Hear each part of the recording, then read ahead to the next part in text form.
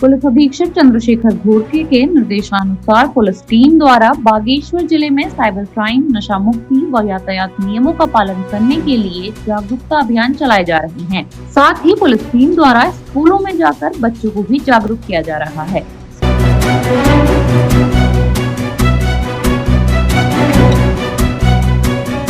जागरूकता के लिए इस समय काफी अभियान ऊपरी सरकार की स्तर से चल रहे हैं, जिसमें हमारे जिले में भी सम्मान पुलिस अधीक्षक महोदय के आदेशानुसार सबसे पहले तो नशे के प्रति हमारा अभियान चल रहा है। जितने भी मादक पदार्थ हैं, चाहे शराब है, चरस है, स्मैक है, इन सब के प्रति हमारा पूरे क्षेत्र में अभियान चलाया जा रहा है। इसमें हमारे द्वारा विभिन्न प्रकार से रैलियां निकाल करके स्कूलों में जाके बच्चों को प्रोत्साहित करके और टैक्सी स्टैंड, बस स्टैंड में और पोस्टर छपवा के कई तरीके से जो है हमने नशे के प्रति लोगों को जागरूक करने के लिए अभियान चला रखा है। दूसरा हमारा यातायात के प्रति अभियान चल रहा है पूरे क्षेत्र में, पूरे इलाके में, कि लोगों को यातायात के लिए भी जागरूक कर रहे हैं कि प्रत्येक व्यक्ति जो है दोपहिया वाहनों में जो है हेलमेट का प्रयोग करें, ट्रिपल राइडिंग न करें और रैश ड्राइविंग न करें, अपनी साइड में चलें और नशा करके, शराब पी करके या कोई और नशा करके गाड़ी न चलाएं। इसके लिए भी लगातार अभियान चल रहे हैं हमारे। और तीसरा हमारा अभियान एक चल रहा है साइबर के प्रति जागरूक करने के लिए। साइबर अपराध दिन पर दिन बढ़ता जा रहा है। जैसे कि आप जानते हैं आजकल सारे और टाइप की जो सारे पहले अपराध होते थे, चोरी, डकैती, लूट, वो सब हमारे आजकल साइबर ठगी में बदल गए हैं। लोगों को तरह तरह के झांसे दे करके मोबाइल के माध्यम से, इंटरनेट के माध्यम से कि आपकी KYC करानी है, आपका ऐसे करके लॉटरी लगी हुई है, या आपका तो नए तरीके ढूंढ लिए हैं उन्होंने कि जैसे कि आपके चित परिचित व्यक्ति या आपका कोई रिश्तेदार को नाम पता ढूंढ लेंगे, उससे कहेंगे उसका एक्सीडेंट हो गया है या वो किसी बड़े और मामले में फंस गया है। आजकल आप सुन रहे हैं कि डिजिटल अरेस्टिंग का भी एक सिस्टम चल रहा है। लोगों को इस तरह से डरा करके वो इस तरह से घर में ही बंधक बना दे रहे हैं कि लोग बिल्कुल इतना भयभीत हो जा रहे हैं उसमें, और उसके प्रति न ही किसी को बता पा रहे हैं, न ही कुछ कर पा रहे हैं। इसके लिए और कोई इसका तरीका नहीं है, बस जागरूकता ही इसका सब कुछ है। किसी को भी अपना जो है कोई भी अपना KYC या पिन आदि, OTP आदि बिल्कुल भी ना दें। किसी भी तरीके की किसी भी स्कैम में जो है उसके लोभ लालच में ना आए। कहीं पर भी 1 रुपया 2 रुपया इस तरह से जो भी डालने के लिए कहते हैं, या कभी आदमी कहता है कि जी मैंने फलाने रिश्तेदार के से पैसे लिए थे, मैं आपका अपना चाचा बोल रहा हूँ, मामा बोल रहा हूँ, ताऊ बोल रहा हूँ, कोई आपके शहरी नजदीक का ही नाम बता देगा आपको लगेगा कि शायद वही बोल रहे हैं कि मैंने जी उनका 1 लाख रुपया देना था, 2 लाख रुपया देना था, या 10,000 रुपये, 20,000 रुपये देना था। इस तरह से आपको कहेगा कि उनका नंबर नहीं लग रहा है, आप मुझे अपना खाता नंबर दे दो, मैं उसमें पैसे डाल देता हूँ।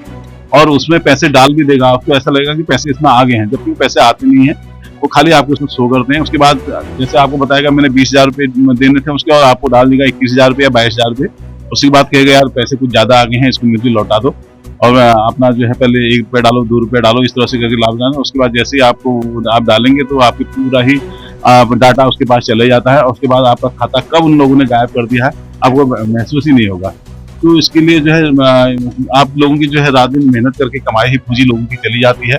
तो इस तरह से इसमें जो है वो पहले ही, क्योंकि हमारा सारा बायोडाटा आजकल वर्चुअल उसमें स्पेस में सेव रहता है। कहीं भी हमने कोई एक फोन कर दिया, एक फोटो खींच लिया अपने रिश्तेदारों के, कहीं भी शादी ब्याह, किसी भी मामले में, किसी भी फंक्शन में जो भी हमने अगर फोटो लिए रहते हैं, तो वो उससे सारा डाटा ले लेते हैं हमारे। उनको सब पता रहता है कि इनकी कौन भाई है, कौन मामा है, कौन ताऊ है, तो सब उनको सारी चीजें उनके पास उपलब्ध रहती है। और ये कहाँ के रहने वाले हैं, उसके आसपास के लोगों के भी बारे में उसको जानकारी हो जाती है। आपको इस तरह से ठगेंगे कि जैसे आपकी दुकान है माना बगल में, तो बगल में किसी दूसरे की जूते की दुकान है, तो कह देगा जी मैं फलाना जूते वाला बोल रहा हूँ, और थोड़ी सी इनसे मेरी बात करा दो, या इनके वहाँ मैंने एक सामान रखा है और उसको अपने वहाँ रखा दो। इस तरह से कह करके आप किसी तरीके से आपका नंबर, वो खाता नंबर ले लेगा या आपके पूरा विवरण ले लेगा, और उसके बाद कब आपको उसने आपके साथ ठगी कर दी, आपके साथ फ्रॉड हो गया, आपको पता ही नहीं लगेगा।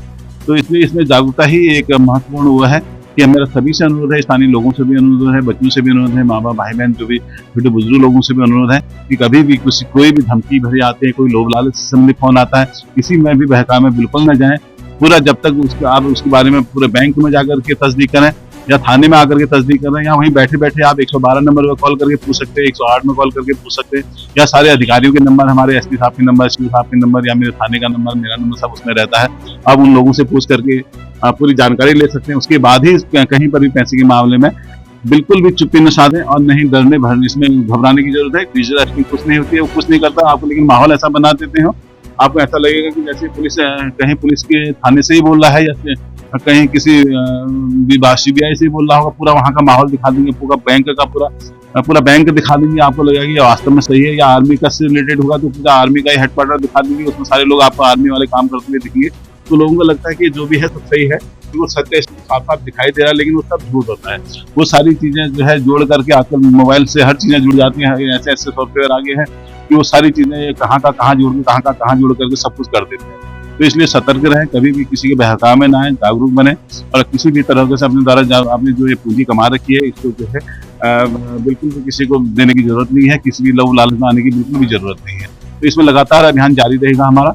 हम शहर-शहर, गाँव-गाँव में जाकर के इस अभियान को चला रहे हैं। अभी हमारा अन्य विभागों से भी तालमेल होकर के ARTO साहब से, मेडिकल विभाग से, इन लोगों से भी संपर्क करके हम ये सोच रहे हैं कि उन लोगों के माध्यम से भी लोगों को जुटा करके, उनकी भीड़ जुटा करके इस संबंध में जागरूक करेंगे।